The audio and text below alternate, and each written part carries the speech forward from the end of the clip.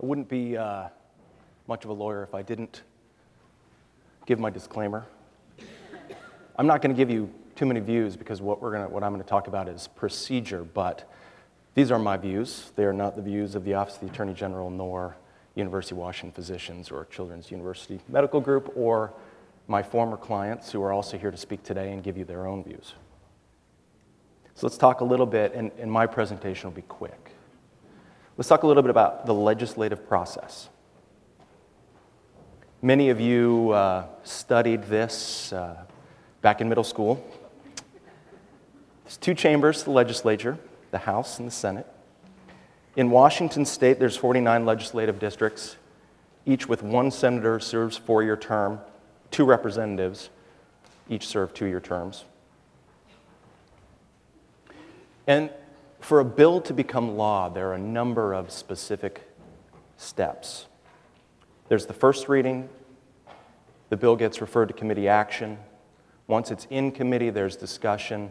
It moves to the Rules Committee, if it's lucky enough to move along. There's second reading and third reading. Here we're talking about a House bill, a bill that was dropped in the House of Representatives. And once the bill makes it all the way through the House of Representatives, if it's going to become a law, it has to do the same process again in the Senate, and then pass the governor's desk. So first reading. It's where the bill is introduced on the floor and referred to committee.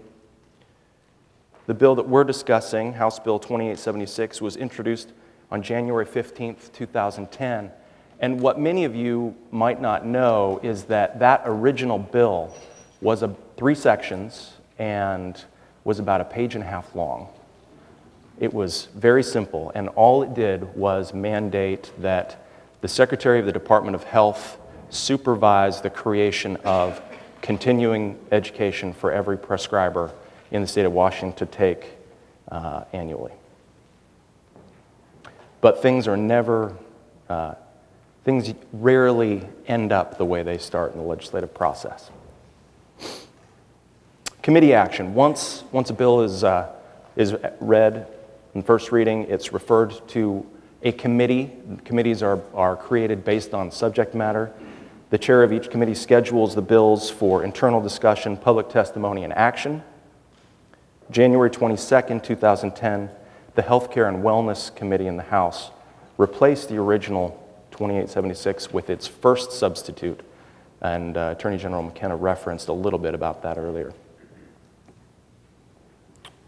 Once a bill leaves committee decides they want to pass it forward, it goes next to the floor, and the floor can decide, and usually does decide, to move it along to the Rules Committee.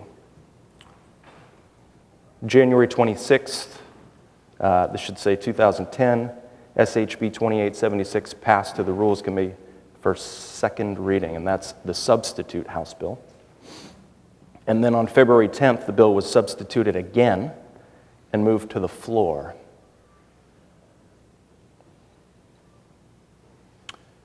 Third reading is where the roll call vote on final passage is taken.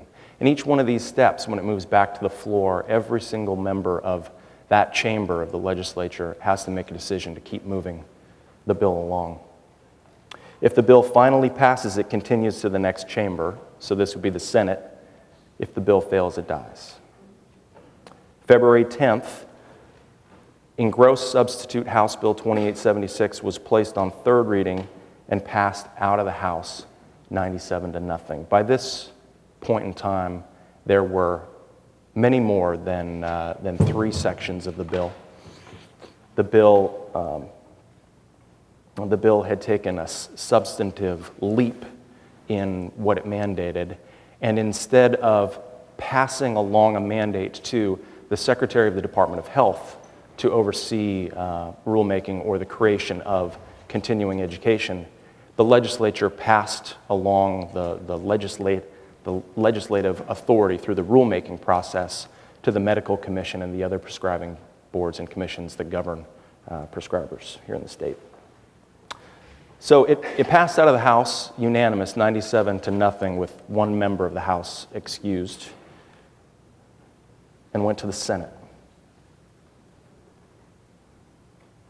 February 23rd, 2010, the Senate Health and Long-Term Care Committee passed the bill with amendments to the rules. So they took the House bill and they amended it. March 4th, the rules rejected the committee amendment but adopted its own amendments. So the Senate's first group of amendments were thrown out, and a second group of amendments were added.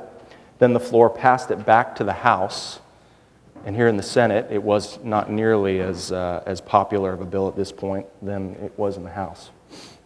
37-10 with 2 excused. And this is the part of the legislative process where the House and Senate either have to learn to play together or the bill dies again. Concurrence, dispute, and conference committees. So, would the House concur in the Senate amendments? Nope. The House refused. And they asked the Senate for a conference committee, and that's where certain either members of leadership or members of each of those individual houses that were working closely on the bills would get together and in a small group and try to work out their differences. On March 11th, the Senate withdrew its amendments, passed the bill with the new floor amendments, 36-12, 1 excused. The House concurred in the new Senate amendments, and on March 25th, the governor signed the bill into law with a partial veto. Now, you don't have the bill in your materials today, I believe, nor do you have the governor's veto message. The final bill and the veto message, if you go to the legislative website, if you're as interested in this kind of stuff as I am, you'll find that the governor's partial veto and the message, the governor vetoed a very small section of the bill itself. And that was a requirement that when all of the boards and commissions created the rules, they were required by the legislator under the initial bill to bring the rules back to the legislature prior to them becoming code. The governor's veto message in vetoing that section described that as the legislature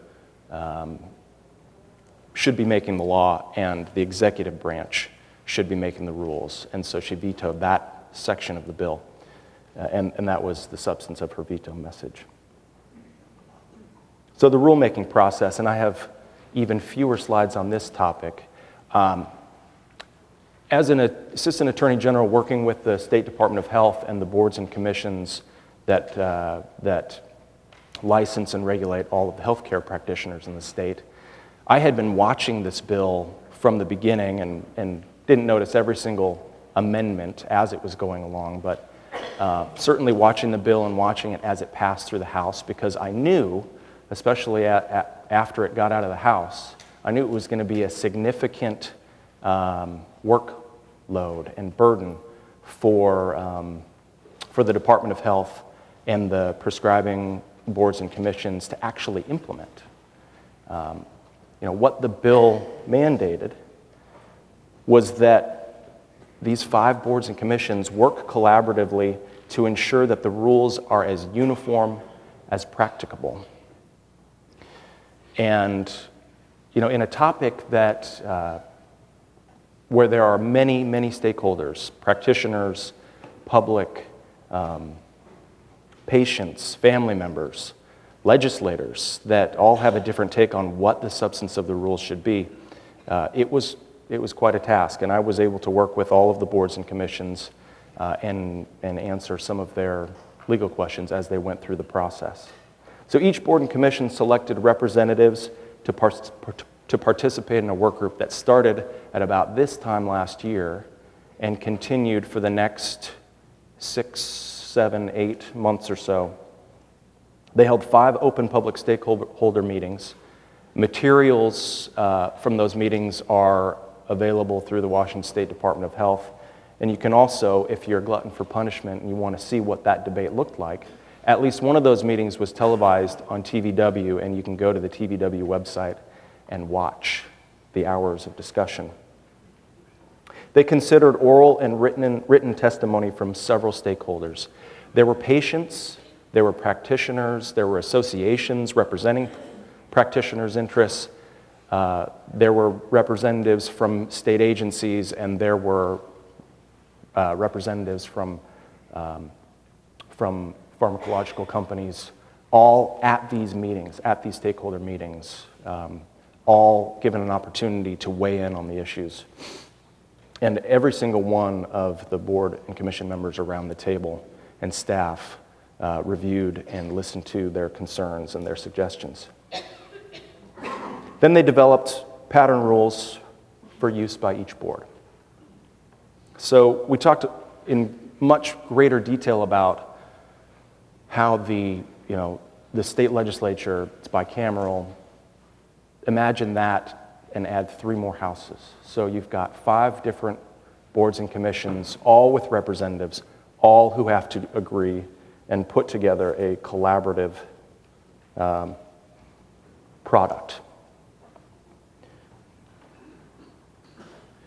And then we entered into the formal rulemaking process. Each board and commission has to conduct rulemaking under the Washington State Administrative Code that has its own procedural requirements. And each board considered the written and oral feedback from their stakeholders, and each adopted substantially similar rules under the procedures under the Washington APA. That's the final rulemaking. My resources, and these are also in your materials today.